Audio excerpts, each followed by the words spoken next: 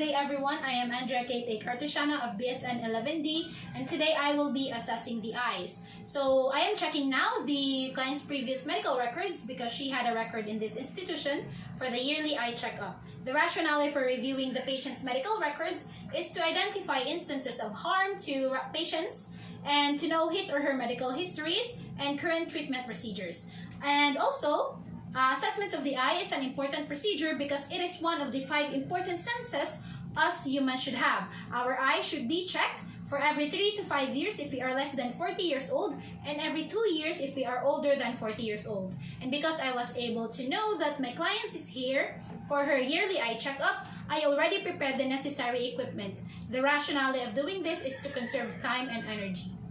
So the equipment for assessing the eyes includes our examination gloves for protection against any bodily fluids or any discharges from the patient.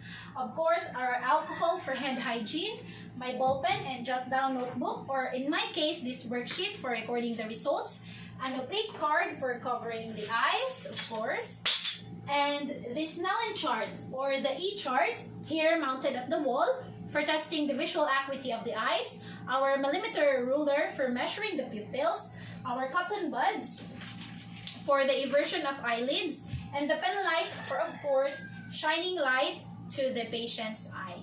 Okay? Oh, and I can see my patients here. Good morning, ma'am. Hi, good morning. Good morning. So now I am just disinfecting my hand with this alcohol solution before starting the procedure. The rationale for this step is to lessen the spread of microorganisms and to protect both the client and healthcare provider from transmission of infections through hand contact. Okay, ma'am, good morning. I am Andrea Kate, your student nurse. This is my ID for verification. And may I see your band? And can you please state your date of birth and full name, please? I'm Claire Micaela Cesario, September 29, 2002. Okay, and how would you like me to call you? You can call me Claire. Okay, Claire. So, the rationale for this step is to build rapport and to make sure that the care is rendered to the right patient. Okay, so today we will be doing an eye assessment. Claire, what we are going to do is we're going to check and to check how good or your eyesight is. We will be checking for any certain spots or angles that you may have trouble seeing, having hard time trouble seeing. Okay, so what we will be doing is you will be standing or sitting in the procedure, and I need you to read something, and I will be shining some light into your eyes. Would that be all right? Yes. Okay, great. So do you have any questions so far? Yes. How long would this assessment take? Okay, so it usually takes about 10 to 15 minutes. So that's how long the assessment will be. Okay? So the rationale behind this step is that explaining the procedure to the client will encourage cooperation on the client's part and giving way for them to look forward throughout the procedure. Okay? So, Claire, would you mind if I close the door so that no one could disturb us? Not at all. Okay, so let me just close the door. Okay, and may I ask if you are comfortable in this area? Yes. Okay, and how about the temperature? Would you like me to change it a bit? I think it's just about right. Okay, if you don't have any questions, can we start now? Yes. Okay. So the rationale behind this step is to preserve patient's dignity throughout the procedure and ensure that proper positioning will help the patient to be comfortable throughout the procedure. Okay? And Claire, may I ask first are you currently wearing any contact lenses? No. No, okay. And I can see that you're wearing your glasses, so you still need to wear that on some of our tests or procedure, okay? Okay. So the rationale behind this step is to make sure that the results are correct, and wearing any visual aid in the procedure would help to see if there is a need for a change on any of the visual aids, okay? So Claire, for our first step, we have the visual acuity. Let me just pull up my opaque card here. Other one, okay. So you need to stand up in this procedure. You can see the Snellen chart, right? Yes. Okay, so what you need to do is read those letters from top to bottom, reading the letters the letters that you can see. So until the letters that you can see only, okay? So you need to read first with one eye covered, Okay. like the left eye covered. The next is right eye covered. The next is both eyes uncovered, okay? Okay, so we can start now. EFP, POZ, LPED, PEC, FD, EDF, CZP, FEL, OPZD, DEF, POTEC, Okay, other eye. EFP, POZ, LPED, PEC, FD, EDF, CZP, FEL, OPZD, DEF, POTEC, Okay, now both eyes. EFP, POZ, LPED, PEC, FD, EDF, CZP, FEL, OPZD, DEF, POTEC. Okay, thank you very much. You can now sit down. Okay. So the rationale behind assessing the distant visual acuity using the Snellen chart is to check how well a person can see the details of a letter or symbol from a specific distance. Now, Claire, despite having good results of your visual acuity, I still need to conduct more vision tests. Would that be alright? Yes. Okay, so now I will conduct a light perception test. So just look straight into my eyes and just say the word on if you can perceive that the light is on. Okay, so I will Should I shine. take this off? Okay, so yeah, you need to take this off. Okay, thank you very much. Also your glasses. Okay, now we're ready. Okay, just say the word on. Okay. On. On. On. On. On. On. Okay, great. Now let us proceed with the hand movements. So, just like earlier, just say the word stop if you would perceive that my hand stopped moving, okay? And just look at me straight at the eyes, okay? So, start. Stop. Stop. Stop. Stop. Stop. Stop. Okay, great. Okay, so let's proceed with the counting fingers. You still need to look at me straight at the eye and try to know or say to me how many fingers I would show, okay? So, 1, 2, 1, 3, 4, 5, 1. okay, great.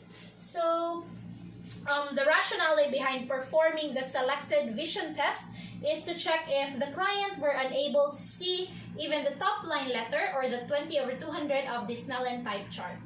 Okay, Claire, now we're done with that first step. Let us continue with the visual field. So I will be doing two version of the assessment of the visual fields, okay? So what I need you to first do is sit here, okay?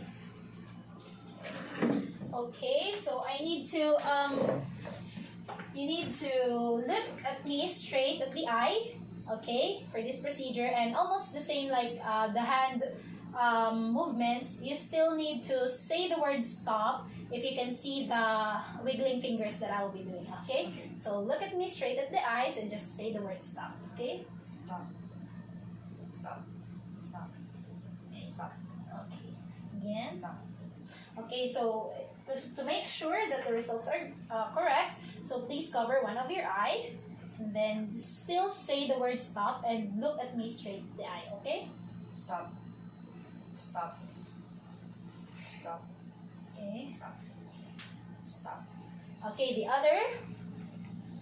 Okay. Stop. Stop. Stop. Okay. Stop. Stop. Okay, great.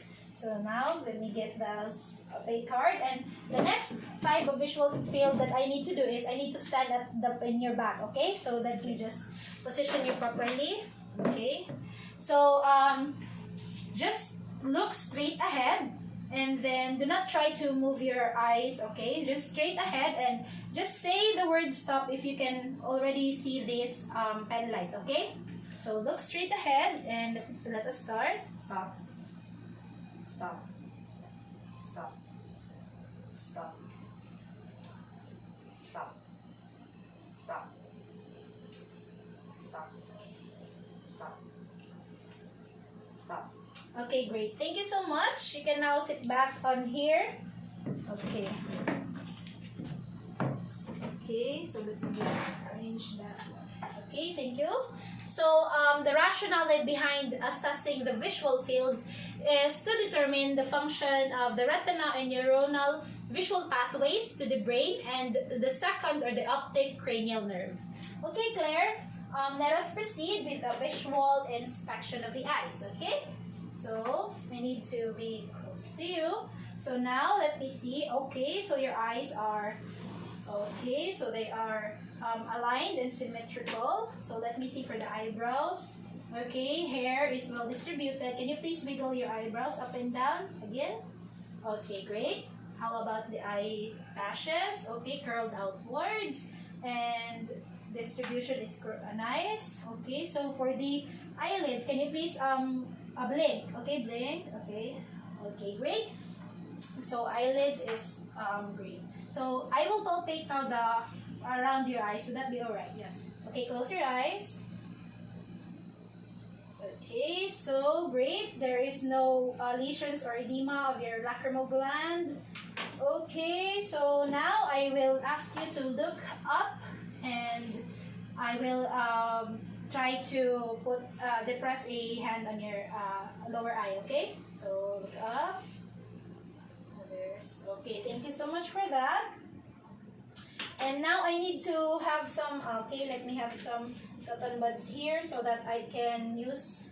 So now I will invert your eyelids. So I will just try to invert it with the cotton buds, okay? So you need to look down and close your eyes with this, okay? Okay, the other. Okay, great. Thank you for that.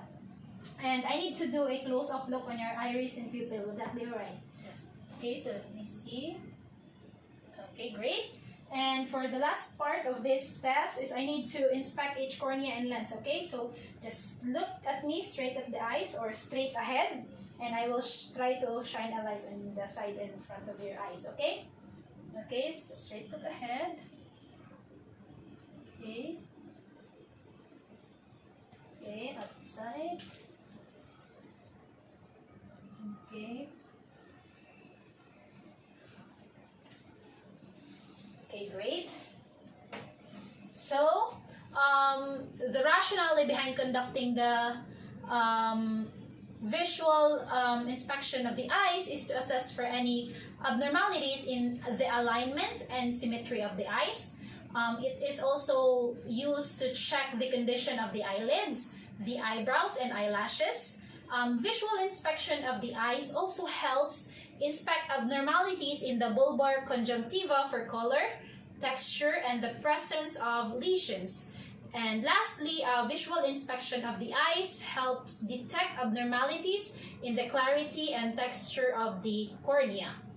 Okay, Claire, thank you for that. So now we will be having the next test, which is the consensual pupillary reaction. But first, I need to close the light to dim the room, and I need to be shining a light on your eyes, okay? So let me just dim the room, okay? Okay, I already dimmed the room. Now, look at me straight at the eye, and I will shine a light, okay? Just straight to my eye. Okay. Okay. Okay. Okay, thank you so much. Now I will turn on the light. Okay, the rationale behind conducting the consensual pupillary reaction is to determine the function of the third or the oculomotor cranial nerves. Okay, let us proceed now, Claire, with the next step, which is the accommodation.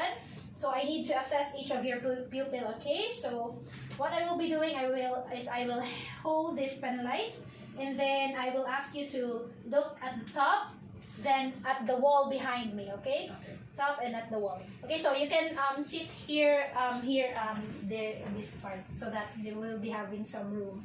Okay, so now you need to look here and then on the wall. Okay, so let me just have some chair for this. Okay, so now look at the pen light and at the wall. Okay, pen light and at the wall. Lastly, pen light and at the wall. Okay, so now the next test or the next thing that you need to do is you need to look ahead straight at the wall in the pen light, and then I will move the pen light closer to your nose and then back. Okay, so let's start straight at the wall at the pen light, and now back at the wall at the pen light, and okay, thank you so much. You can sit now sit back now. Okay, so the rationale behind conducting the accommodation test is to determine the function of the still third or the oculomotor cranial nerves. Now, Claire, let us proceed with the Hirschberg test. Okay, so this is the test for the extraocular muscles. Okay, so I need to shine a light on your eye, and I need to see for the reflection of your corneas. Okay, so just straight look ahead at me, and then I will shine the pen light into your eye. Okay, so now 2 feet away. Okay, there. Okay, then here. Okay, thank you so much for that. Okay, so the rationale behind conducting the Hirschberg test is to detect strabismus, or the condition in which the eyes do not line up with one another. Okay, so next, Claire, is we need to do the cardinal fields of gaze test, or the extraocular muscle test. Okay, so what I need to do is I will be showing this pen light, and I will be moving it from different direction, and what you need to do is just to follow the tip of this pen light. Okay, so let's start. So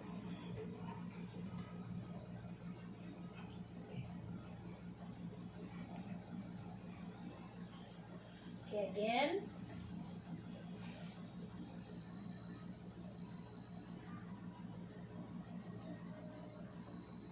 Okay, great. Thank you so much for that.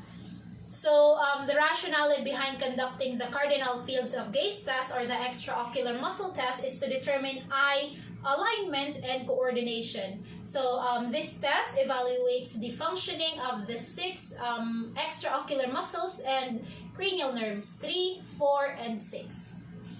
Okay, Claire, so we're up with the convergence test. This is our last test. So I just want to ask you to watch at the tip of my finger, and then I will move this finger closer to your nose. Okay, so now start. Okay, again. Okay, great. Thank you so much. Okay, so the rationale behind conducting the convergence is to determine the function of the third oculomotor, or the cranial nerves. And so let me see. Okay, so that's it, Claire. We are done with a different test. I will just have to disinfect my hand.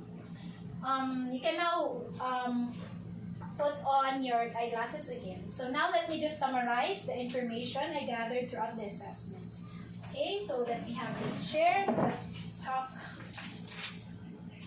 Okay, so let me just see here.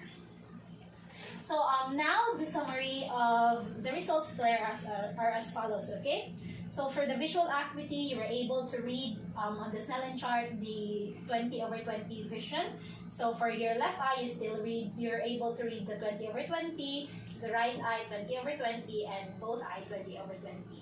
So for the visual fields, those wiggling fingers that I did earlier, so your visual fields for the upward is 50 degrees, downwards is 70 degrees, nasal is 50 degrees. For the temporal, or the peripheral visual field is 90 degrees. So that's great.